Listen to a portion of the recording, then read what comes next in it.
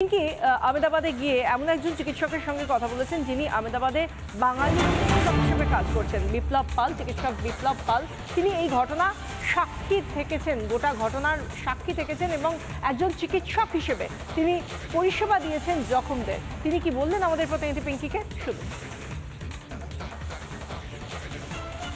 সেদিন কোথায় ছিলেন, কখন খবর এলো আপনার কাছে যে এই ধরনের একটা ভয়াবহ? আমরা তো প্রথমে কিছু জানতাম না। 1200 বেডের হসপিটালে ওখানে আমরা ডিউটিতে ছিলাম, ওটি চলছিল। হঠাৎ করে একটা সিনিয়রের ফোনে কল আসে যে তার বাড়িতে আগুন লেগেছে। এরকম বাইরে বেরিয়ে দেখছি পুরো এই জায়গায় ধোয়া, লোকজন, এরকম অ্যাম্বুলেন্স, এখানে পুরো রাস্তা যে অ্যাম্বুলেন্স যাচ্ছে আসছে। তখন আমি ফোন দেখতে বুঝলাম যে সবাই বলছে এরকম যারা রেসিডেন্ট, যত রেসিডেন্ট আছে সব ডিপার্টমেন্টে, তাদেরকে হসপিটাল যে ট্রমা সেন্টার ওখানে যেতে বলা হয়েছে। ট্রমা সেন্টারে তো সব এক এক করে সব পুরো অ্যাম্বুলেন্স আসছিল, সব পেশেন্টকে আনা হয়েছে। দেখা পেশেন্টের কার কি দরকার, কেমন করে স্টেবিলাইজ করা যেতে পারে, কারোর ফ্র্যাকচার ছিল, কারোর অর্থোপেডিক ইন্টারভেনশন দরকার, কারোর সার্জিক্যাল। যে সোলো সার্ভাইভার ওই প্লেনে ছিল সেও তো এখানে ট্রিটমেন্ট হচ্ছে, তার অবস্থা কেমন ছোট করে কি বলা সম্ভব? সে যখন এসেছিল তার লেফট আইয়ের ওখানে ইঞ্জুরি ছিল আর লেফট আর্মের ওখানে বার্ন ইঞ্জুরি ছিল, কিন্তু সে ভাইটালি স্টেবল ছিল। সে মোটামুটি যখন ছিল কথাবার্তা বলছিল, তো সে প্রথমে বলে যে এরকম সে ফ্লাইটে ছিল, এরকম তার ডকুমেন্টস এইসব দেখা, কিন্তু সেইগুলো তখন সেকেন্ডারি ছিল। তখন কে বেঁচেছে, কে আছে সেরকম আমরা কিছু ভাবার অবস্থায় ছিলাম না। যখন আমরা হোস্টেলে শান্তি ডিউটির পরে, ক্লাসের পরে গিয়ে হোস্টেলে মেসে বসে খাই, বাড়িতে ফোন করি, বা রাত্রে সারাক্ষণ হোস্টেলে থাকি, ওপর যে ফ্লাইট যাচ্ছে, এরকম কোনোদিনও ভাবিনি যে এরকম একটা দুর্ঘটনা হতে পারে। দুর্ঘটনাস্থল থেকে মাত্র 600 মিটার দূরে তার হস্টেল। এই হস্টেলেরই আবাসিক উত্তর 24 পরগনার গোবরডাঙ্গার অর্কদীপ মণ্ডল। তিনি দ্বিতীয় বর্ষের পিজি স্টুডেন্ট, পিজি ছাত্র তিনি। এবং সেই ঘটনার পর থেকে, এই মর্মান্তিক দুর্ঘটনার পর থেকে তার পরিবারের সঙ্গে কোনো কথা হয়নি। শেষ পর্যন্ত টেলিফোনে যোগাযোগ করা সম্ভব হলো, পরিবারের সঙ্গে কথা হওয়ার পর ফিরল স্বস্তি।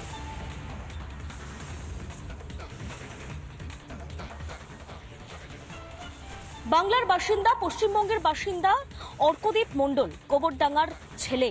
সে এসেছিল সেকেন্ড ইয়ার হিসেবে, এখন পড়ছিল এই আহমেদাবাদের সিভিল হসপিটালের হস্টেলে সে থাকছিল। কি ঘটেছিল সেই ভয়াবহ অভিজ্ঞতা আমি একটু শুনবো অর্কদীপের কাছে। অর্কদীপ, প্রথমে স্বাগত তোমাকে রিপাবলিক বাংলায়। অর্কদীপ, প্রথমে একটু জিজ্ঞেস করবো তোমাদের, আমি যেটা বলছিলাম যে 600 মিটার, এই ডিস্টেন্স 600 মিটার আর কি ডিস্টেন্স হয়? পায়ে হেঁটে তো 5 মিনিটের সময় লাগে। যেটা পায়ে হেঁটে 5 মিনিট লাগে সেটা হয়তো বিমানে মাত্র 2 থেকে 3 সেকেন্ড কিংবা তারও খুবই কম লাগতে পারে। মিলি সেকেন্ডে হয়তো জিনিসটা কভার হয়ে যেত। উপরওয়ালার আশীর্বাদ, মা বাবার আশীর্বাদে জীবন পেয়েছি, ফিরে পেয়েছি। অর্কদীপ, তোমাকে ট্রিট করতে হয়েছিল তো আহতদের, যারা আহত আসছিলেন? কি ধরনের ইনজুরি দেখেছিলে? যারা এসছিলেন তাদের শরীরের আঘাতগুলো কি রকমের ছিল? কিছু স্টুডেন্ট এমন ছিল যারা ওই সময় হাতের জাস্ট ডিশ নিয়ে খাড়া ছিল।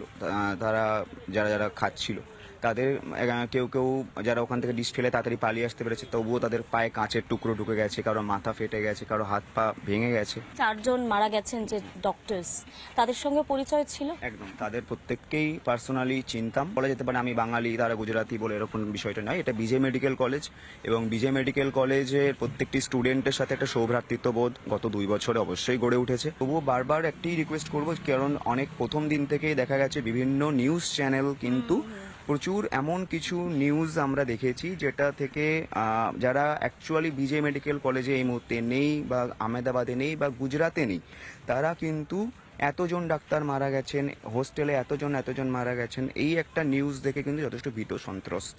কারণ সবার কিন্তু হৃদয় এক প্রকার সেই লেভেলের স্ট্রং নয়। তো সেই জন্যই বলবো যে প্লিজ আপনারা মিস ইনফরমেশন, ফলসিফাইড ইনফরমেশন স্প্রেড করা থেকে দূরে থাকুন।